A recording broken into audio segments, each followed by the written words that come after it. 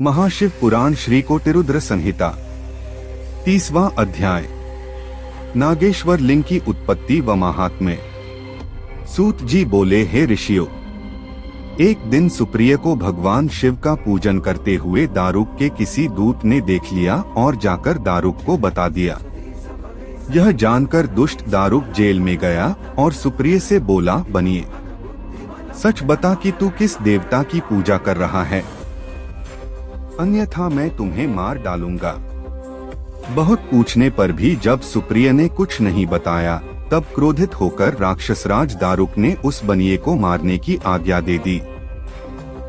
वह परम शिव भक्त हाथ जोड़े, आंखें मूंद कर अपने आराध्य भगवान शिव का ध्यान कर उनसे मन में रक्षा करने की प्रार्थना करने लगा। भक्त वत्सल भगवान शिव अपने भक्त की पुकार सुनकर तुरंत वहां प्रकट हो गए।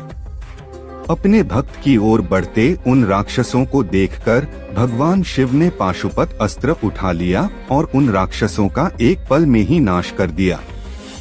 राक्षसों का नाश करने के बाद भगवान शिव बोले, हे सुप्रिय, आज से यह वन राक्षसों से मुक्त हुआ। अब तुम सब सदा के लिए निर्भय हो जाओ। अब इस वन में धर्म के मार्ग पर चलने वाले ब्राह्मण, क्षत्रिय, वैश्य, शूद्र आदि ही निवास करेंगे। इन्हीं के साथ मेरे परम भक्त भी इस वन की शोभा बढ़ाएंगे। उधर दूसरी ओर दारुका राक्षसी देवी पार्वती की स्तुति करने लगी। उसने देवी को प्रसन्न कर लिया और प्रार्थना की कि माते, आप मेरे वंश एवं कुल की रक्षा कीजिए। तब देवी पार्वती दारुका के वचनों को सुनकर भगवान शिव से बोली, हे नाथ, आपकी कही यह बात युग के अंत में सच हो, उससे पूर्व तामसी सृष्टि भी रहे, यह मेरा विचार है। भगवान, मेरी बात को पूरा करिए। दारुका मेरी ही शक्ति है, इसलिए उसकी रक्षा करना मेरा धर्म है। यहाँ पर दारुका का ही राज्य होगा।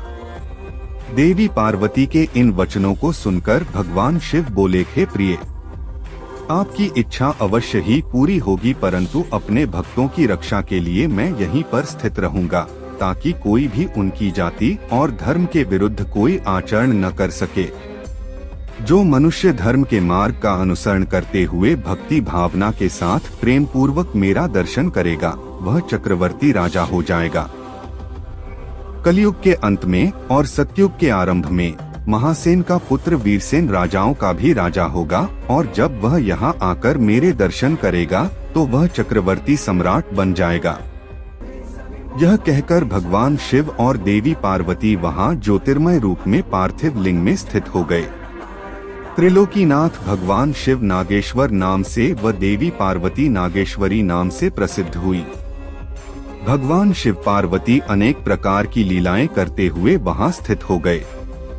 यह नागेश्वर ज्योतिर्लिंग तीनों लोकों का कल्याण करने वाला एवं सभी कामनाओं को पूर्ण करने वाला है। नागेश्वर ज्योतिर्लिंग के प्रादुर्भाव की कथा सुनने या पढ़ने से महापातकों का नाश होता है। कथा संपूर्ण मनोरथों को पूर्ण करने वाली है।